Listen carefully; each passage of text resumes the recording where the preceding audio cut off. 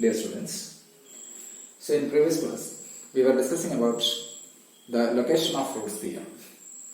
So in the theorem, let I be a closed bounded interval, f from I to R be a continuous function on I, then either f of a less than 0 less than f of b or f of b less than 0 less than f of a, then there exists C following open interval a b such that f of c equals 0.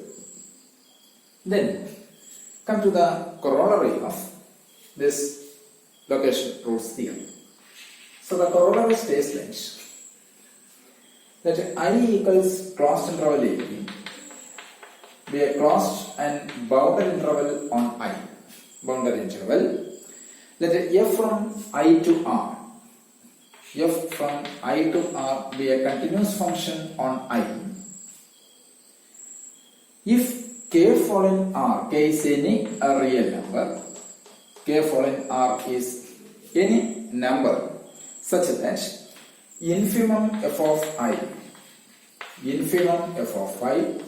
less than or equals k less than or equals supremum f of I, then there exists C following I, such that f of c equals k. So this is the corollary of location of roots theorem, means this is heavily depends upon that one. How? So given f is continuous on I, what is I?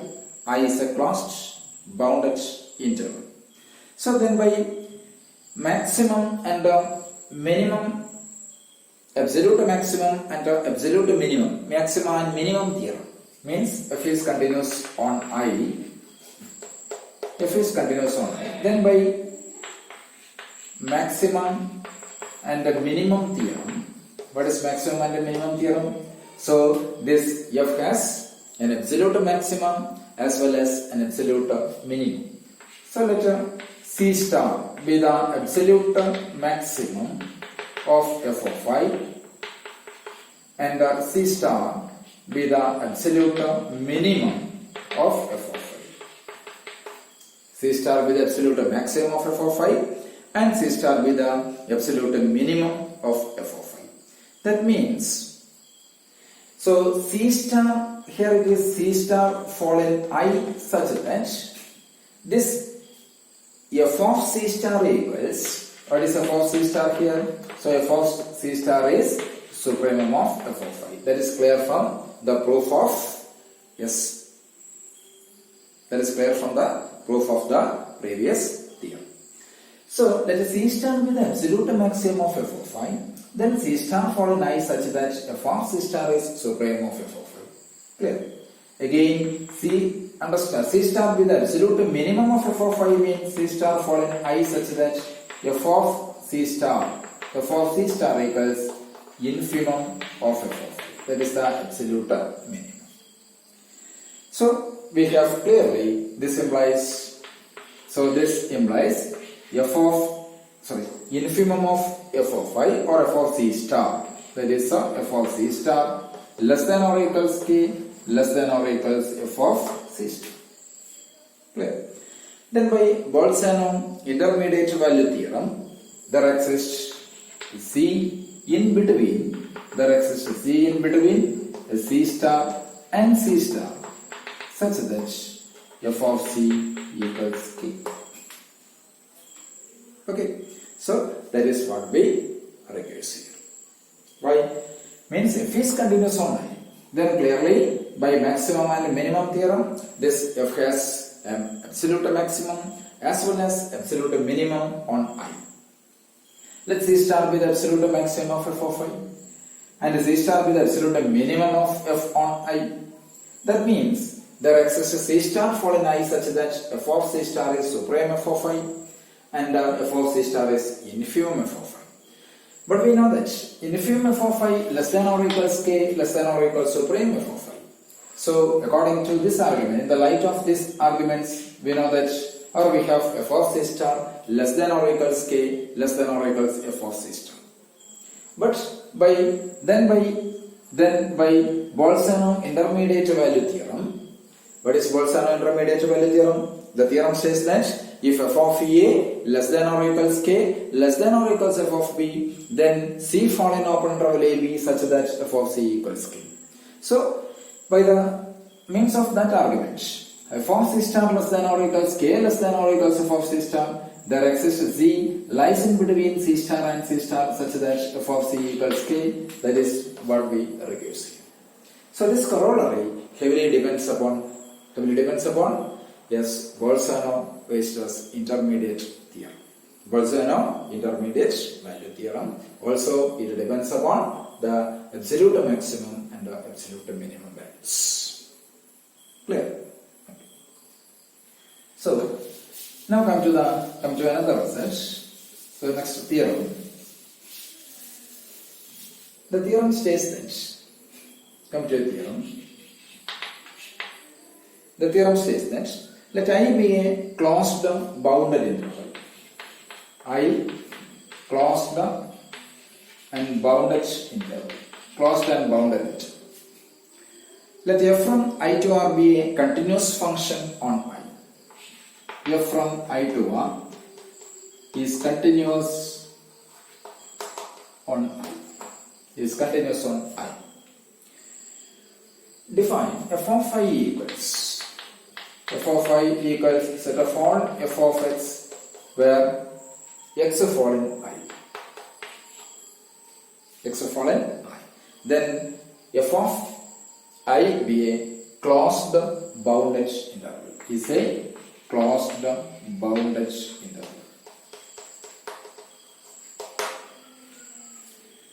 So the theorem states that let I be a closed and bounded interval. F from I to R is continuous on I, then f of I equals set of all f of x where x of all in I is closed bounded interval. How to prove this one? So, what is f? F is continuous on I. And what is I?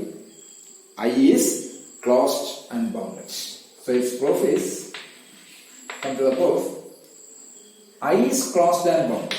I closed and bounded. And what is f? F is continuous. So f is continuous on I. F is continuous on I.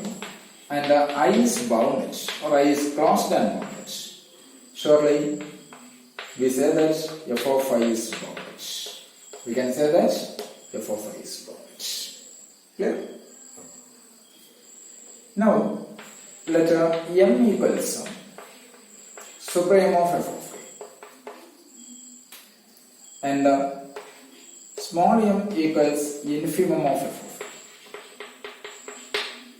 Capital M is supreme of f of I and small m is infimum of f of I. Why? Since f of I is bounded, so f of I is both bounded above and below, hence f of I has supremum and infimum. So let it capital M be the supremum of f of I and small m be the infimum of f of I. This is why, because f of I is bounded. F is continuous on I is bounded, hence f of I is bounded. Since f of I is bounded, it has supremum and infimum. Let capital M be the supremum of f of I and small m be the infimum of f of I. Okay. So that means, what is f of I here? So f of I is a part of closed interval M. Agreed? Clear? Again, let k fall in closed interval M. Let k fall in closed interval M. K fall in closed interval M means M less than or equals k less than or equals capital. Clear? So that means M less than or equals k less than or equals M. So that means infimum of what is M?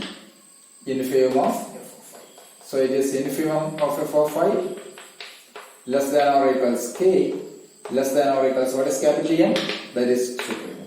So it is supremum of f of I. Infimum of f of I less than or equals k less than or equals supremum of f of I. But by the corollary of Bolzano intermediate value theorem, we know that there exists C fall in where there exists C following I such that f of c equals k.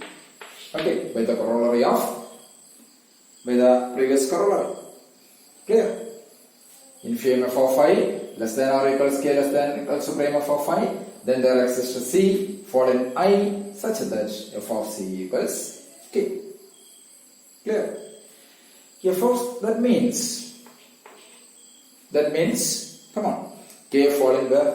K following f of I. F of c equals k means k is of the form f of c, where c following I, so clearly k following f of I. Here k following closed interval m, finally it implies k following f of I. So we know that f of I, clearly closed interval m is a part of f of I. Agree. Mark it as equation 2. That is 1. F of I is a part of closed interval mm. Closed interval mm is a part of f of I. That means f of I equals closed interval m. F of I is closed interval mm. F of I is closed interval mm means f of I is closed. Okay, that is what it means to show. Here we already put, first of all, immediately we obtained f of I is bounded. After some steps we have f of I is closed. Combinedly, f of I is closed and bounded. So the theorem is finished. That is, if f from I to R is a continuous function on I, for I is a closed bounded interval, then f of I is defined as in this way. F of I is closed and bounded. Clearly f of I is bounded. Why? Because of these arguments. Then let capital M is, since f of I is bounded, it is both bounded above and below. Hence its supremum and infimum exist. Then f of I is a part of M.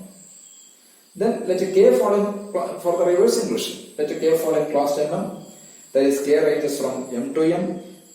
That is infimum f of I less than or equals k less than equals supreme f of I. Then by the previous corollary, there exists C fall in I with f of c equals k. F of c equals k means k fall in f of I. K fall in closed interval mm, k fall in f of I. That means closed interval mm is a part of f of I. So combines this 1 and 2, we have f of I is closed. Agree. Okay. Now consider the definition of f of I here. What is f of I? F of I is set of all. Here it is defined as, in previous theorem, f of I equals set of all f of x for all x of all n I, where I is closed and bounded interval. Let I equals closed interval a. I equals closed interval a. Then if f is f from I to R, f from I to R is continuous on I, then f of I need not be equals closed interval f of I, f of I. F of I may equals, but f of I need not be equals closed interval f of I, f of I. So this is an important note. If I equals I be a closed interval or I equals closed interval AB, f of I is defined as in this way.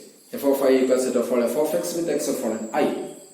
If f from I to R is continuous on I, even though f from I to R is continuous on I, then f of I need not be equals closed interval f of I, f of I. In previous theorem, we already know that f of I is closed and bounded under these conditions. If these conditions are satisfied, then f of I is also a closed and bounded interval. But here we try to prove that this f of I need not be equals this closed interval f of I, f of I. How it do? So the inequality f of I need not be equals that one can be proved by using an example. So for consider let I equals closed interval minus 1. Closed interval minus 1. Define f of x equals x square for all x of all in I. Okay. When x equals 1, what is f of 1? f of 1 equals 1. When x equals minus 1, what is f of minus 1? Minus 1 whole square, it is again 1. Clear? Means here closed interval f of 1, f of minus 1 or closed interval f of a, f of b. Clear? F of x equals x square, x following I is closed minus 1, 1. So when x equals 1 means x equals a. What is a? So here that means f of a equals 1. Here it means f of b is also 1. Okay. That means closed interval f of a, f of b. What is closed interval f of a, f of b? Equals closed interval 1, 1. What is closed interval 1, 1? It is singleton set 1. Closed interval 1, 1. Only the element which is 1. That is singleton set 1. But what about what is f of I? What is f of I? For all x following I, it is x square. So means consider this is minus 1 and this is plus 1. Okay, minus 1 and plus 1. So it is minus infinity plus infinity. Minus 1 and plus 1. So what is f of I? If you choose any element, x belongs to that minus closed interval minus 1, 1. So f of I is always closed interval. F of I is always closed interval 0, 1. Why? When it is 1 by 2. What do you get when x is 1 by 2? F of 1 by 2. What is f of 1 by 2? 1 by 4. When it is minus 1 by 2, f of minus 1 by 2, also 1 by 4. What is f of 1 by minus 1 by 3? 1 by 9. And so on. Okay. F of 1 by 3. F of 1 by 3 also 1 by 9. Means the value of f that lies in between or that ranges from 0 to 1. F of 0. Here f of 0. F of 0 equals 0. F of 1 equals 1. F of minus 1 is minus 1. Again 1. So f of I is closed interval 0. F of I is closed interval 0, 1. Closed interval f of b is singleton set 1. Means f of a is closed interval or f of I strictly differs from closed interval f of a, f of b. So it's an important section. If even though f is continuous on I, so even though f is a closed and bounded interval, but f of I need not be equals closed interval f of a, f of b. Okay. Yes. So this can be proved by using this example. Simple example. Now,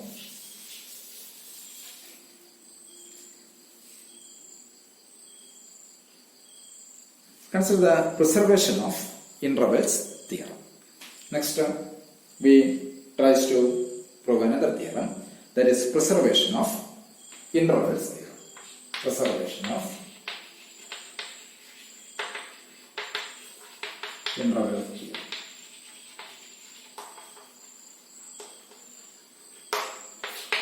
Preservation of intervals theorem. So the theorem states that let I be an interval. I is any interval.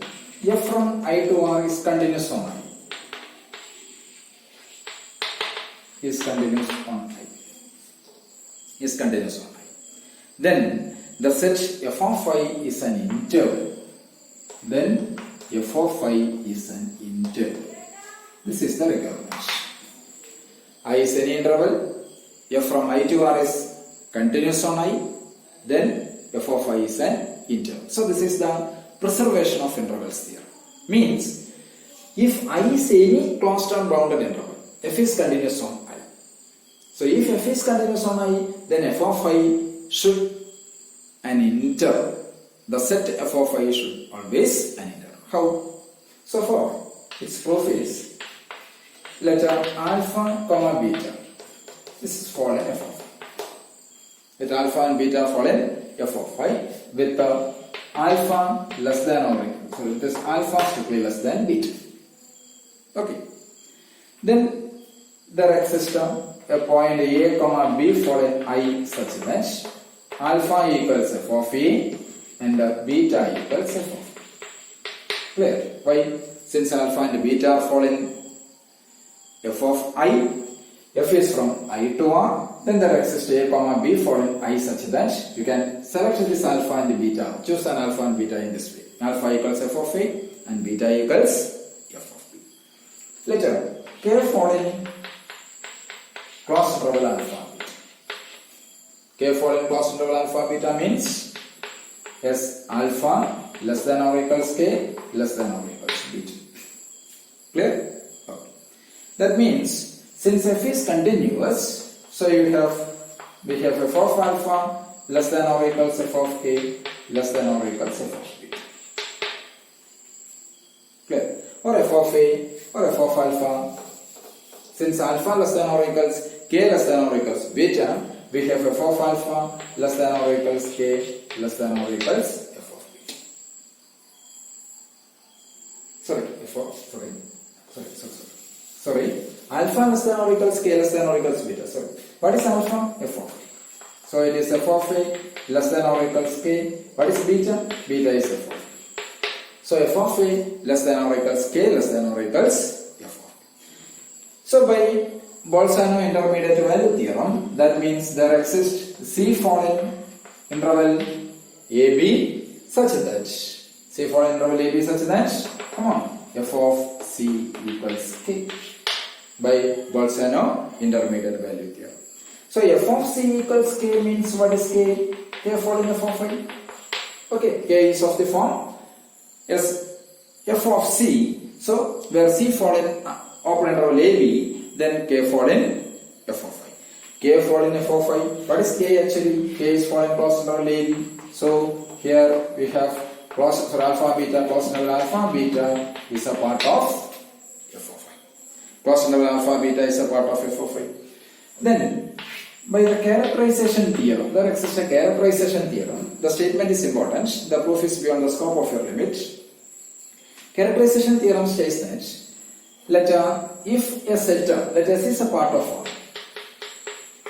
If S consists of at least two elements, ordered X and Y fall in S, with X less than Y, then if set XY is a part of S, then S is an interval. So listen, if S is the characterization theorem states that if S is a part of R, it has at least two elements, X and Y, all in S with X less than Y, such that ordered where set XY is a part of S, then S is an interval. Here, alpha beta is a part of f of I. According to the then by characterization theorem, alpha beta is an interval. Means f of S is a part of I. So clearly, alpha beta is a part of I. Then by characterization theorem, f of I is an interval. Okay, f of I is an interval. That is what we recurse here. Clear? Means f from I to R is continuous on I. Then by characterization theorem,